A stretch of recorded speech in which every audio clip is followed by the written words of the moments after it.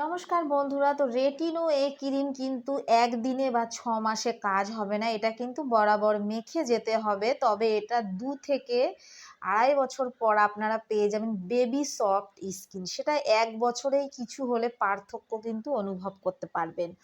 আমার দুটো মাখা হয়ে গিয়েছে, তার রেজাল্ট আপনাদের সামনে। আর এটা কিন্তু 2 মাসে বা 6 মাসে দাগ তুলবে না, এটা অনেক ধীরে ধীরে কিন্তু ভিতর থেকে দাগটা ক্লিয়ার হবে। সেই জন্য সহজে বোঝা যাবে না যে আপনার দাগটা উঠছে কিনা। তবে আমি ডেলি দাগটা বাইরে আয়না নিয়ে গিয়ে দেখি, মাঝের থেকে কিন্তু ফোঁটা ফোঁটা হয়ে দাগ উঠে গিয়েছে। এটা অন্য স্কিন লাইট ক্রিমের মতো কিন্তু উপর থেকে চামড়ার লেয়ার উঠবে না, এটা ভিতর থেকে ঠিক করছে, সেটা আমি দেখে বুঝতে পেরেছি।